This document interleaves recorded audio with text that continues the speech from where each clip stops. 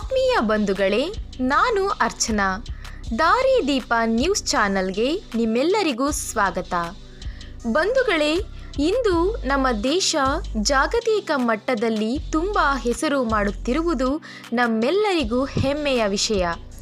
ಒಂದು ಕಾಲದಲ್ಲಿ ಯಾರನ್ನು ವಿರೋಧ ಮಾಡಿ ವೀಸಾ ರದ್ದು ಮಾಡಿ ಅವಮಾನಿಸಿದ್ದರೋ ಅವರಿಂದ ಹಿಡಿದು ಇಡೀ ಜಗತ್ತೇ ರೆಡ್ ಕಾರ್ಪೆಟ್ ಹಾಕಿ ಸ್ವಾಗತಿಸುವ ಹಾಗೆ ಮಾಡಿದ ನಮ್ಮ ಹೆಮ್ಮೆಯ ಪ್ರಧಾನಿ ನರೇಂದ್ರ ಮೋದಿಜಿ ದೇಶಕ್ಕಾಗಿ ತನ್ನ ಕುಟುಂಬವನ್ನೇ ತ್ಯಜಿಸಿ ದೇಶವೇ ನನ್ನ ಕುಟುಂಬ ಎಂದು ಹಗಲಿರುಳು ದೇಶಕ್ಕಾಗಿ ದುಡಿಯುವ ಪ್ರಾಮಾಣಿಕ ವ್ಯಕ್ತಿಯನ್ನು ಪಡೆದ ನಾವುಗಳು ಧನ್ಯರು.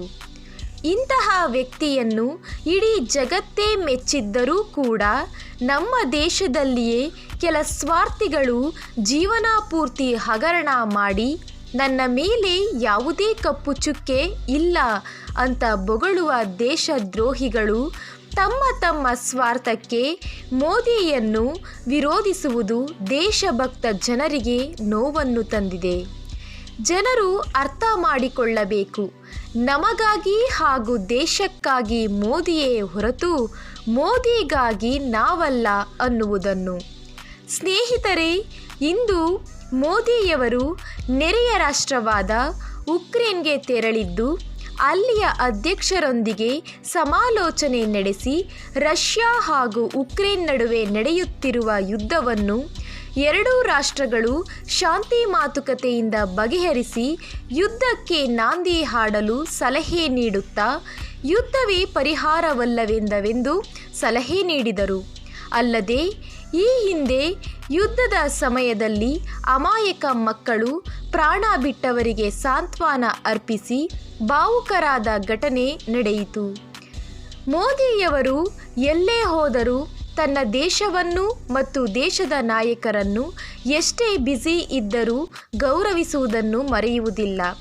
ಹೀಗಾಗಿ ಅಲ್ಲಿಯ ಗಾಂಧಿ ಪ್ರತಿಮೆಗೆ ನಮನ ಸಲ್ಲಿಸಿ ಅಲ್ಲಿಯ ಭಾರತೀಯ ಪ್ರಜೆಗಳೊಂದಿಗೆ ಬೆರೆತು ಸಂತೋಷವನ್ನು ಹಂಚಿಕೊಂಡರು.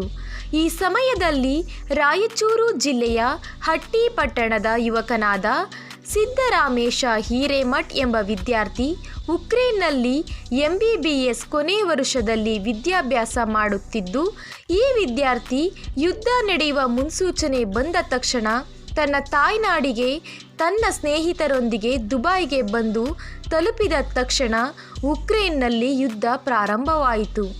ದೇವರ ಕೃಪೆ, ಸುರಕ್ಷಿತವಾಗಿ ತನ್ನ ತಾಯ್ನಾಡಿಗೆ ಬಂದು ತಲುಪಿದರು.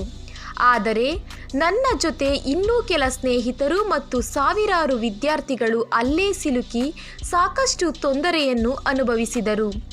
ಆಗ ಮೋದಿಯವರು ಅಲ್ಲಿ ಸಿಲುಕಿದ್ದ ವಿದ್ಯಾರ್ಥಿಗಳನ್ನು ಎರಡೂ ದೇಶದ ಜೊತೆ ಮಾತನಾಡಿ ತನ್ನ ದೇಶದ ಪ್ರಜೆಗಳನ್ನು ಸುರಕ್ಷತಾ ಕ್ರಮ ಕೈಗೊಂಡು ಅಲ್ಲಿಯ ವಿದ್ಯಾರ್ಥಿಗಳನ್ನು ಭಾರತಕ್ಕೆ ಕರೆತಂದು ಸಾವಿರಾರು ವಿದ್ಯಾರ್ಥಿಗಳ ಪ್ರಾಣ ಉಳಿಸಿ ಹೆತ್ತ ತಂದೆ ತಾಯಿಗಳ ನೆಮ್ಮದಿಗೆ ಒಬ್ಬ ಪ್ರಧಾನಿಯಾಗಿ ತನ್ನ ಪ್ರಾಮಾಣಿಕ ಸೇವೆ ಸಲ್ಲಿಸಿದ ಪರಿಣಾಮವಾಗಿ ಮೋದಿಯವರಿಗೆ ನೇರವಾದ ಧನ್ಯವಾದ ಹೇಳುವ ಅವಕಾಶ ಸಿಗದೇ ಇದ್ದು, ಇಂದು ಈ ಅವಕಾಶವನ್ನು ಪಡೆದುಕೊಂಡ ಹಟ್ಟಿ ಪಟ್ಟಣದ ಸಿದ್ದರಾಮೇಶ್ ಹಿರೇಮಠ್ ಮೋದಿಗೆ ತನ್ನ ಜೊತೆ ಓದುವ ಹಾಗೂ ಇಡೀ ಭಾರತ ದೇಶದ ವಿದ್ಯಾರ್ಥಿಗಳ ಪರವಾಗಿ ಧನ್ಯವಾದವನ್ನು ಮೋದಿಯೊಂದಿಗೆ ಹಂಚಿಕೊಂಡ ಈ ವಿದ್ಯಾರ್ಥಿಯ ಕಾಳಜಿ ಮೆಚ್ಚಿ ಸಿದ್ದರಾಮೇಶ್ ಹಿರೇಮಠ್ ಅವರ ಜೊತೆ ಮೋದಿಯವರು ಸೆಲ್ಫಿ ತೆಗೆಸಿಕೊಂಡರು.